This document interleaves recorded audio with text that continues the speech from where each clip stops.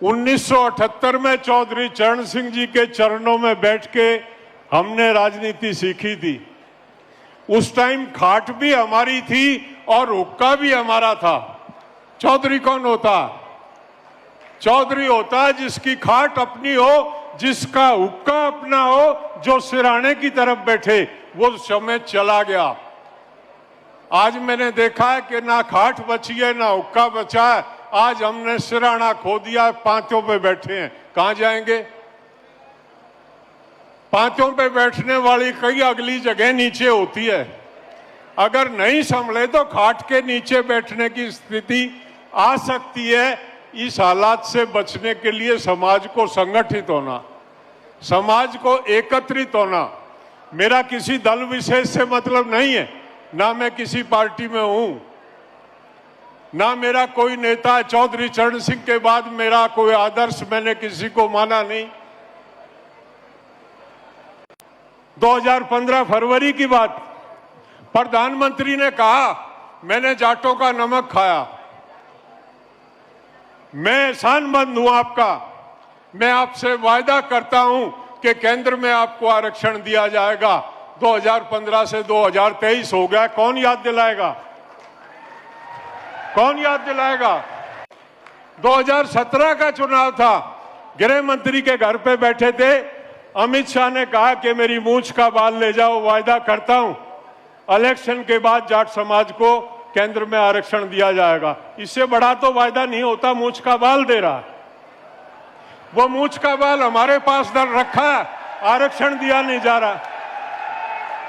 तो भाई मैं तो निवेदन करता हूं, आपको अपना वकील बनाते हैं, वो क्योंकि वो नमक और मूंछ का बाल रखा हुआ है हमारे समाज के पास, उस वायदे को पूरा कर दें। छोटू राम ने कहा था बोलना सीख लो और दुश्मन को पहचान लो। जो आपका ले जा भाई, जो आपकी नहीं सुन रहा, जो आपकी नहीं सुन रहा, उसके खिलाफ आवाज बुलंद करो। जो आपकी सुन रहा है उसका धन्यवाद करो। आज मुख्यमंत्री जी ने हमारी मांगों को स्वीकारा, हम उनके आभारी, हम कृतज्ञ हैं उनके। आरक्षण देने की शुरुआत अटल बिहारी वाजपेयी ने की। पहला आरक्षण राजस्थान में सेंट्रल की सर्विसेज में अटल बिहारी ने दिया हमको। हम चीख चीख के हर मंच से कहते हैं, लेकिन जो नहीं दिया उसको भी कहते हैं। यह नहीं है कि हम एक तरफा बात करते हैं। हमारा जो उधार है वो हमको चाहिए भाई, एहसान नहीं है। सरकार का वायदा, प्रधानमंत्री और गृह मंत्री वायदा कर रहे हैं और आरक्षण को नहीं दिया जा रहा। कैसे होगा ये? किस तरह से होगा? हमको बिरादरी के लिए, मैं ऑल इंडिया जाट महासभा से जुड़ा हूं। हमारे संगठन का हमेशा का यह नियम, हम चंदा नहीं मांगते हैं। 25 साल से मैं मध्य प्रदेश में आ रहा हूं, एक आदमी भी बता दे 2 रुपए का चंदा किसी आदमी से लिया हो या दिया हो। हम चंदा नहीं मांगते हैं। और मध्य प्रदेश में नहीं, पूरे देश में बता दे कोई। लेकिन हम जाके कहते हैं कि अपने प्रदेश और देश प्रदेश के विकास के लिए अपने अपने जिले में जाट छात्रावास, कन्या छात्रावास, जाट विद्यालय, जाट स्कूल, इनका निर्माण करो।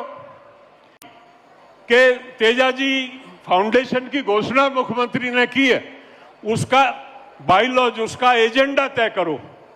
मैंने देखा वीर तेजाजी के नाम से करोड़ों करोड़ रुपए के मंदिर, यहां तक नहीं कर्नाटक तक बना रहे हैं।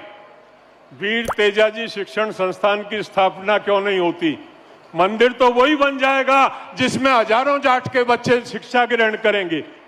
हम मांग करें मुख्यमंत्री से, हम एजेंडा तय करें उसका कि हर जिले में वीर तेजाजी शिक्षण संस्थान हो, इंजीनियरिंग कॉलेज हो, मेडिकल कॉलेज हो, जिसके माध्यम से हमारी जो युवा हैं वो शिक्षा प्राप्त कर सकें, वो हेल्थ की एजुकेशन प्राप्त कर सकें, वो समाज में आगे बढ़ के पहचान बनाएं कि ये वीर तेजाजी शिक्षण संस्थान से शिक्षा लेके आए।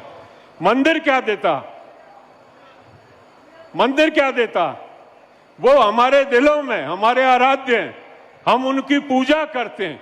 उनके लिए हमको मंदिर की आवश्यकता नहीं है। उनके समाज के शिक्षण संस्थान, समाज में उन्नति के राह प्रशस्त करें, इस तरह का कार्य करें हम। मैं ऐसा अपेक्षा कर, आपको अपनी पहचान को कायम रखना पड़ेगा। हमको जाट हमेशा रिवोल्यूशनरी रहा, क्रांतिकारी रहा। जाट ने जहां कुरीति को देखा, जाट वहां अपना खूंटा गाड़ देता, उसकी तरफ नहीं बढ़ता। जाट ने कभी भी पोप और पाखंड की तरफ अपने कदम नहीं बढ़ाए। जाट कर्मयोगी है। जाट का भगवान, जाट का राम उसके साथ उसके खेत में रहता है। जाट की गंगा उसका ट्यूबवेल है और जाट का मंदिर उसका खेत है। वो जो दिन रात मेहनत करता, वो जो दिन रात खटता, वो उसका आराध्य देव है। जाट इस देश का पेट भरता है, जाट इस देश की सीमाओं पे सुरक्षा करता है और जाट इस देश की आंतरिक सुरक्षा में अपना योगदान देता। तो जाट के बारे में जब तक हम समझेंगे नहीं, हमको अपने समाज को सुधारने के लिए बढ़ना पड़ेगा। अब ये मेरी बहनें कितनी हैं, ये जो आई हैं वो आई हैं, बाकियों के घर में महिलाएं नहीं है क्या? अगर आज अपने घर से एक एक महिला को ले आते तो मुख्यमंत्री बेचारे कई दिन बेहोश रहते और ये कंसीडर करते कि बहुत भारी गठजोड़ है। आपने अपनी संख्या को आधा कर दिया। हमने किसान आंदोलन ऐसे ही नहीं जीता। किसान आंदोलन में जब हमने महिला दिवस रखा था तो 3 लाख महिलाएं हमारे बॉर्डरों पे थी। 3 लाख महिलाएं। किसान आंदोलन जीता था उन 3 लाख महिलाओं ने। पंजाब से जब महिला ट्रैक्टर चला के बॉर्डर पे आई तो हरियाणा की महिलाओं ने कहा कि हम पंजाब वालियों से कम थोड़ा ही। 2000 महिलाओं ने हरियाणा में ट्रैक्टर चलाना सीखा। सुबह ट्रैक्टर भर के बॉर्डर पे आती थी, शाम को महिलाओं को लेके वापस जाती थी। ये नारी शक्ति वो शक्ति है जिसके सामने ये दुर्गा है, ये काली है, जिनके सामने सब घबराते हैं। आप इस शक्ति को घर में रख देते हो और अपनी पगड़ी संभाल के चल देते हो कि मैं पंचायत में जा रहा हूं। लाओ महिलाओं को सामने।